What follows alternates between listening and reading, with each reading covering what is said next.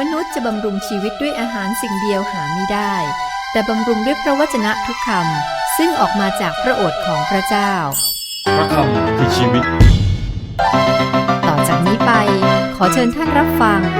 รายการพระคัมภีร์ทางอากาศคุณผู้ฟังครับเมื่อตอนที่แล้วเราอ่านและศึกษาในพระธรรมอิสยาห์จบบทที่40วันนี้เราจะมาดูบทที่41หัวเรื่องหลักการเปรียบเทียบระหว่างความยิ่งใหญ่ของพระเจ้ากับความอ่อนแอของมนุษย์บทต่อจากนี้นะครับเป็นความคิดจากบทที่แล้วนะครับคือ40ซึ่งบอกถึงความยิ่งใหญ่ของพระเจ้าที่นี่ไม่ได้เน้นที่ในฐานะพระเจ้าเป็นพระผู้สร้างนะครับคือบทที่41นี้ครับแต่เน้นการปฏิบัติของพระองค์ต่อมนุษย์ความยิ่งใหญ่ของพระเจ้านี่เปิดเผยออกทั้งทางสิ่งที่พระเจ้าสร้างแล้วก็ในประวัติศาสตร์ของมนุษยชาติมีบางอย่างในบทที่41นี้ค่อนข้างจะลึกลับครับดูเหมือนมีการพยากรณ์อยู่เบื้องหลังแต่ประเด็นก็คือว่าพระเจ้าทรงคุ้มครองและก็นำคนของพระองค์ผ่านโลกซึ่งเต็มไปด้วยหลุมพรางและอันตรายนี้ดังนั้นครับจึงมีความอุ่นใจอยู่ที่นี่สำหรับผู้ที่เชื่อและก็ไว้วางใจในพระองค์พระเจ้าทรงปกครองมนุษย์แต่ละคนอิสยาห์บทที่41ข้อ1โอ้แผ่นดินชายทะเลเอ๋ยจงสงบใจฟังเราจงให้ชนชาติทั้งหลายฟื้นกำลังของเขาเสียใหม่ให้เขาเข้ามาใกล้แล้วให้เขาพูดให้เราพากันเข้ามาใกล้เพื่อการพิพากษามนุษย์แต่ละคนก็ไปสู่การพิพากษาการเผชิญครั้งสุดท้ายระหว่างความสว่างกับความมืดดีกับชั่วกำลังจะเกิดขึ้นสมัยนี้ครับพระเจ้ากับเงินทองบางคนบอกว่าเงินนี่คือพระเจ้าเป็นแก้วสารพัดนึกนะครับระหว่างความเชื่อกับความไม่เชื่อพระเจ้าเรียกแต่ละคนให้มาหาพระองค์และยอมรับความรอดที่พระองค์เสนอพระองค์อำนวยให้แล้วนะครับโดยที่ผู้ที่มาหาพระองค์นั้นไม่ต้องใช้จ่ายเงินอะไรนะครับเพียงแต่ยอมรับพระคุณและความรอดของพระองค์ข้อ2ใครได้เร้าใจให้ผู้หนึ่งมาจากตะวันออกซึ่งพบความมีชัยทุกฝีก้าวพระองค์ทรงมอบบรรดาประชาชาติให้แก่ท่านและท่านจึงเหยียบกษัตริย์ไว้ใต้เท้าดาบของท่านได้กระทำให้เขาเหมือนผงคลีคันธนูของท่านกระทำให้เหมือนต่อข้าวที่ถูกพัดไปมีผู้คิดว่านะครับวลีที่บอกผู้หนึ่งมาจากตะวันออกในข้อ2นี้เนี่ยหมายถึงกษัตริย์ไซรัสแห่งเปอร์เซียจะมีการออกชื่อไซรัสในไม่ช้านะครับแต่ไม่ใช่ที่นี่ครับผมเชื่อว่าหมายถึงความชอบธรรมไม่ใช่หมายถึงบุคคลครับสามารถหมายถึงการปกครองด้วยความชอบธรรมซึ่งพระคริสต์จะตั้งขึ้นในโลกเมื่อพระองค์เสด็จมาเราจะพบความคิดนี้ในบทต่อไปครับเราข้ามไปจากข้อ2ไปที่ข้อ6นะครับข้อ6ทุกคนช่วยเพื่อนบ้านของตนและกล่าวแก่พี่น้องของตนว่าจงกล้าเถิดเนื่องจากพระเจ้าจะเสด็จมาแก้ไขสิ่งที่ผิดให้มันถูกบรรเทาความไม่ยุติธรรมนะครับให้แก้ไขให้ยุติธรรมผู้ที่มีความสัมพันธ์ที่ถูกต้องกับพระเจ้าสามารถจะอุ่นใจว่ามีความหวังกับมีความหวังกับคนที่คิดหรือคนที่เป็นคนเล็กน้อยกับวางใจในพระเจ้าไม่ต้องห่วงเรื่องอนาคตเพราะว่ามีความอุ่นใจมีความหวังพระเจ้าทรงชักชวนให้อิสราเอลวางใจในพระองค์ข้อ7บอกว่าช่างฝีมือก็หนุนใจช่างทองผู้ที่ทำให้เรียบด้วยค้อนก็หนุนใจผู้ที่ตีทั่งพูดเรื่องการบักกรีว่าดีแล้วและเขาก็เอาตะปูตรึงไว้เพื่อไม่ให้หวั่นไหวช่วงเวลาฉุกเฉิน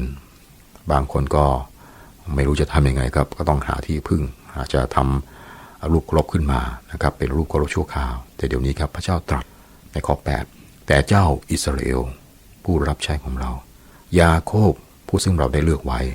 เผ่าพันธุ์ของอับราฮัมสหายของเราพระเจ้าหันมาปลอบใจอิสราเอลในความทุกข์ยากของพวกเขาพระเจ้าตรัสว่าแทนที่จะหันลี่หางขวางไม่รู้จะทำยังไงก็เจอท่อนไม้ก็ทำลูกขลุกขึ้นมาครับทำไมไม่หันมาพึ่งเราถึงอย่างไรพระองค์ก็ทราบว่าเราเป็นอย่างไรมนุษย์ผู้เป็นคนบาปพระองค์ก็ยังเรียกพวกเขาว่ายาโคบและยาโคบเป็นคนหลอกลวงนะครับถ้าศึกษาประวัติยาโคบเนี่ยพระองค์เอา เอาท่านนะทำให้ท่านเนี่ยเป็นเจ้านายนะครับเป็นบรรพบุรุษของชาติอิสราเอล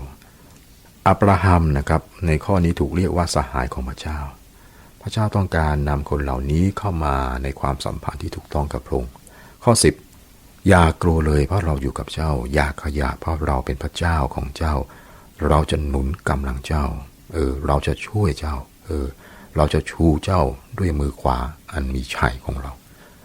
ข้อนี้เป็นเสาแห่งกำลังและเป็นที่มาแห่งความอุ่นใจแก่คนของพระเจ้าในทุกยุคทุกสมัยเมื่อท่านกล่าวบอกต่อไปครับท่านบอกว่าถ้าพวกเขาต่อสู้กับพระเจ้ามันก็จะเป็นความโง่เขลาอย่างสูงสุดเพราะว่าพวกเขากำลังไปสู่เวลาที่จะต้องปรับให้เข้ากับสิ่งเหล่านี้ทั้งหมดสังเกตข้อที่โดดเด่นข้อนี้ครับข้อ13เพราะเราคือพระเยโฮวาห์พระเจ้าของเจ้ายึดมือขวาของเจ้าไว้คือเราเองพูดกับเจ้าว่าอย่ากลัวเลยเราจะช่วยเจ้า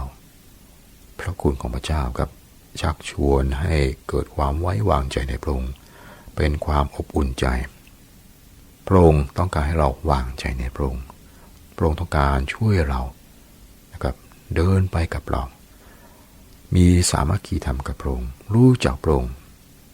มนุษย์พลาดอะไรที่ยิ่งใหญ่นะครับ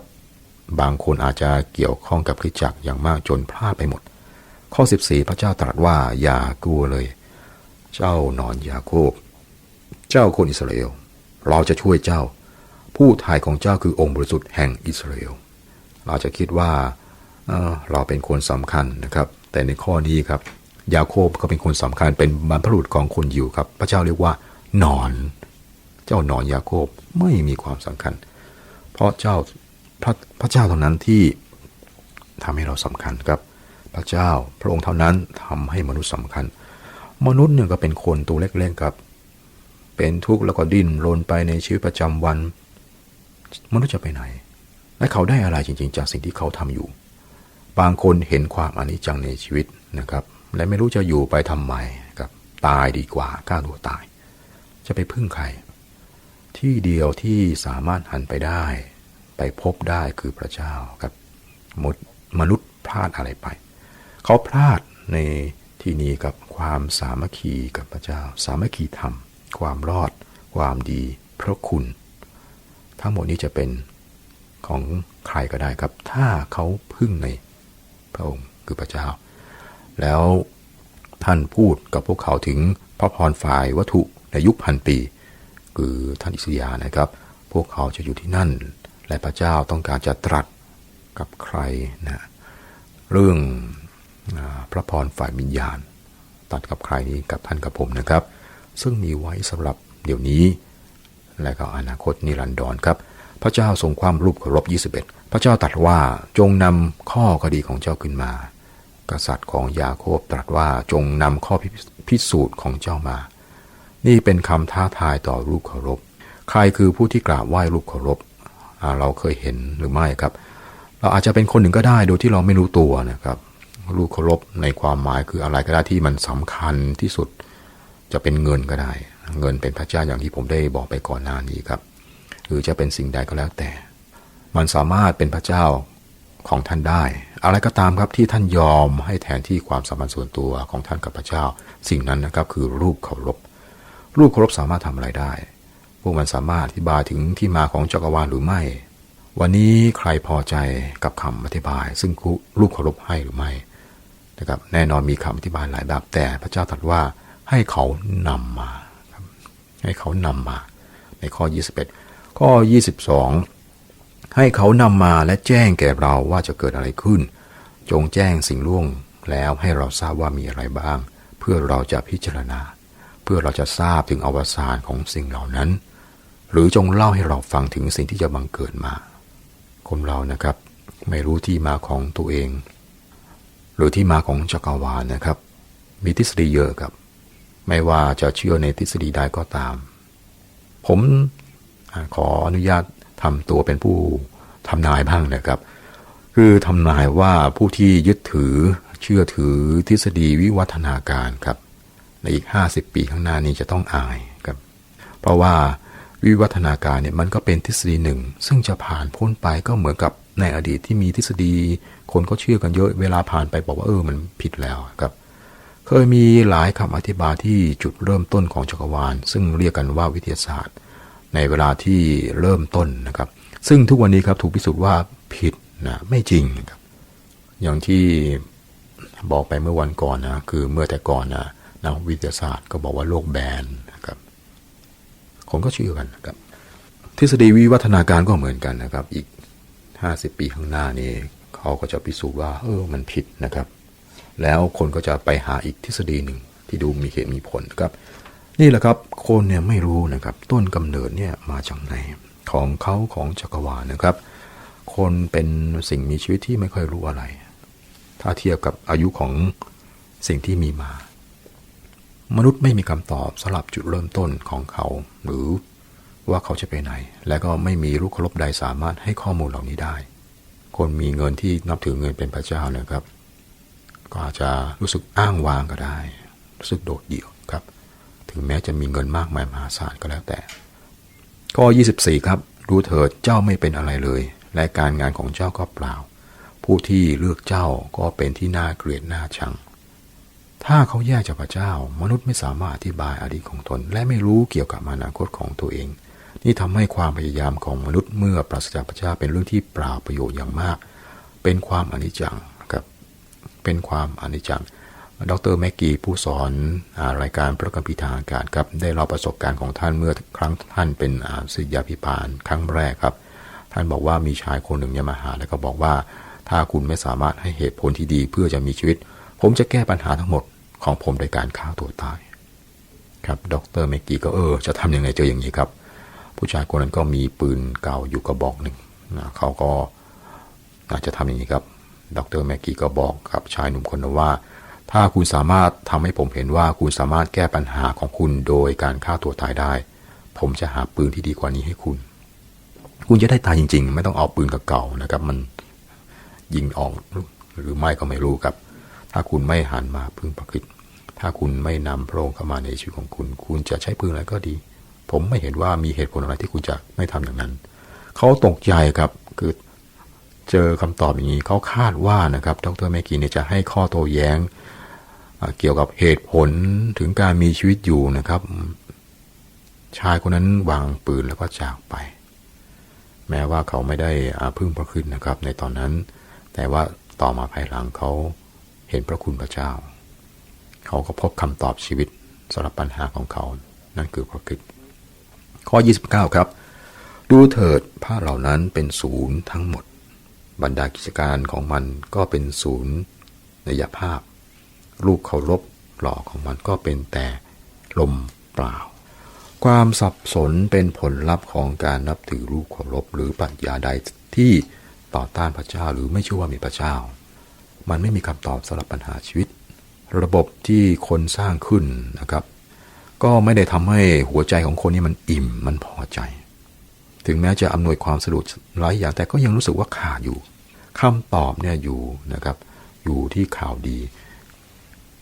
ที่เราเรียกว่าพระกิตติคุณนะครับของพระเจ้าจบบทที่41ครับต่อไปเป็นบทที่42หัวเรื่องหลักพระเยซูผู้รับใช้ของพระเยโฮวาการโต้แย้งต่อการนับถือรูปเคารพและอิสราเอลผู้รับใช้ของพระเยโฮวาคุณฟังครับในแต่ละบทเนี่ยผู้พยากรณ์อิสยาห์จะค่อยๆทำการกล่าวโทษการนับถือรูปเคารพเราพบในบทนี้ว่าคนอิสราเอลถูกเรียกว่าผู้รับใช้ของพระเยโฮวาพระคริสต์เองนะครับก็เป็นผู้รับใช้ของพระเยโฮวาและพระกิตติคุณมาระโกก็เรียกพระองค์อย่างนั้นพระเยซูตรัสชัดเจนนะครับพระองค์บอกว่าเพราะว่าบุตรมนุษย์ไม่ได้มาเพื่อรับการปฏิบัติแต่ท่านมาเพื่อจะปฏิบัติเขาและประทานชีวิตของท่านให้เป็นค่าไถ่คนเป็นอันมากจากพระธรรมมาระโกบทที่10ข้อ45และก็ในพระธรรมมัทธิวบทที่12ข้อ17ถึง21ครับมีการประยุกต์ใช้คำพยากรณ์นี้กับพระคริสต์นะครับผู้รับใช้ของพระเยโฮวาพระเยซูอิสยาห์บทที่42ข้อ1บอกว่าจงดูผู้รับใช้ของเราผู้ซึ่งเราเชิดชูผู้เลือกสรรของเราผู้ซึ่งใจเราปิติยินดีเราได้เอาวิญญาณของเราสวมท่านไว้แล้ว ท่านจะส่งความยุติธรรมออกไปให้แก่บรรดาประชาชาติจงดูในข้อหนึ่งเป็นคำที่เรียกให้ใคร่ครวญถึงพระคริสต์ข้อ 3. ไม้อ้อชำแล้วท่านจะไม่หักและไส้ตะเกียงที่ลุกริบหรี่อยู่ท่านจะไม่ดับท่านจะส่งความยุติธรรมออกไปด้วยความสัตย์จริงข้อนี้แสดงถึงลักษณะเด่นในชีวิตของพระคริสต์ไม้อ้อชำแล้วท่านจะไม่หักองค์พระเยซูคริสต์ไม่ได้เดินไปเดินมาแล้วก็ถือไม้ตะบองเพื่อจะลงโทษคนผิดคนบาปเจอใครทำผิดก็ตีหัวเลยครับพระองค์เพียงแต่ให้บาปนำการพิพากษาด้วยตัวมันเองครับไส้ตะเกียงที่ลุกริบหรี่อยู่ท่านจะไม่ดับคนที่ทำบาปต่อไปก็จะพบว่ามันจะกลายเป็นไฟในที่สุดผลของความบาปคือความตายเป็นอย่างนี้เสมอครับเราเองต้องรับสิ่งที่เราทำนะที่เรียกว่ากรรมนี้คือผลของการกระทำนะครับขึ้นอยู่ว่ากรรมนั้นจะดีหรือชั่วแล้วก็รับไปครับนี่ก็คือตอนที่หน้าพิศวงครับให้ภาพพระคริสต์ในฐานะผู้รับใช้ของพระเจ้าหรือพระเยโฮวาข้อ 6เราคือพระเจ้าเราได้เรียกเจ้ามาด้วยความชอบธรรมเราได้ยึดเจ้าและรักษาเจ้าไว้เราได้ให้เจ้าเป็นตัวพันธสัญญาของมนุษยชาติเป็นความสว่างแก่บรรดาประชาชาติข้อ 7เพื่อเบิกตาคนที่ตาบอดเพื่อนำผู้ถูกจองออกมาจากคุกนำผู้ที่นั่งในความมืดออกมาจากเรือนจำองค์พระเยซูคริสต์ทำอัศจรรย์เหล่านี้ครับแสดงถึงการเป็นกษัตริย์ของพระองค์พระองค์นี้เป็นความสว่างของโลกตามที่ซิเมโอนได้พยากรณ์เอาไว้นะครับในพระธรรมลูกาบทที่2ข้อ32ครับซิเมโอนได้พยากรณ์ว่าเป็นสว่างส่องแสงแก่คนต่างชาติเป็นศักดิ์ศรีของผู้อิสราเอลชนชาติของพระองค์การประณามการนับถือรูปเคารพผู้พยากรณ์อิสยาห์เริ่มต้นการตำหนิของพระเจ้าต่อการนับถือรูปเคารพนะครับข้อ 8เราคือเยโฮวานั่นเป็นนามของเราพระสิริของเราไม่ได้ให้แก่ผู้ใดหรือให้คำที่สรรเสริญเราแก่รูปแกะสลักพระเจ้าไม่แบ่งพระสิริของพระองค์ให้กับใครผู้พยากรณ์อิสยาห์บอกถึงการประณามการนับถือรูปเคารพและการพิพากษาของพระเจ้าซึ่งจะเกิดขึ้นข้อ 15บอกว่าเราจะทิ้งภูเขาและเนินให้ร้างให้พืชผักบนนั้นแห้งไปเราจะให้แม่น้ำกลายเป็นเกาะและให้สระแห้งไปนี่โลกก็ได้ผลจากการพิพากษาของพระองค์นะครับข้อ 16เราจะจูงคนตาบอดไปในทางที่เขาทั้งหลายไม่รู้จักเราจะนำเขาไปในทางทั้งหลายที่เขาไม่รู้จักเราจะให้ความมืดข้างหน้าเขากลับเป็นสว่างที่ครุขระให้เป็นที่ราบสิ่งเหล่านี้เป็นสิ่งที่เราควรจะกระทำแต่เราจะไม่ละทิ้งสิ่งเหล่านี้ครับนี่คือวิธีที่พระเจ้านำคนของพระองค์นะครับเราไม่รู้อนาคตครับแต่พระองค์รู้กับพระองค์จะนำเราที่วางใจในพระองค์ข้อ 17เขาทั้งหลายจะหันกลับและต้องขายหน้าอย่างที่สุดคือผู้ที่วางใจในรูปแกะสลักผู้ที่กล่าวแก่รูปเคารพหล่อว่าท่านเป็นพระของเราผู้ที่นับถือรูปเคารพได้รับการเตือนถึงการพิพากษาที่จะมาถึงสำหรับวันนี้ขอพระเจ้าอวยพรสวัสดีครับ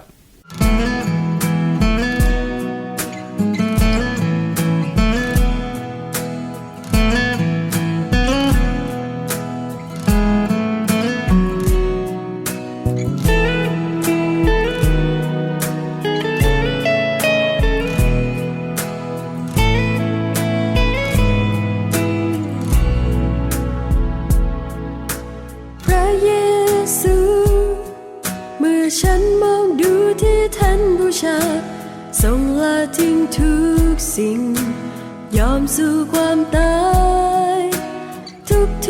กครั้งเมื่อคิดถึงชีวิตที่ประทาน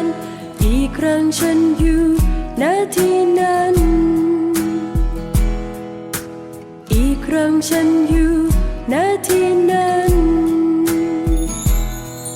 อีกครั้งฉันมองดูการเข็นที่ทรงวางชีวิตไว้จิตใจภายในชอกช้ำด้วยรักพระองค์แทบ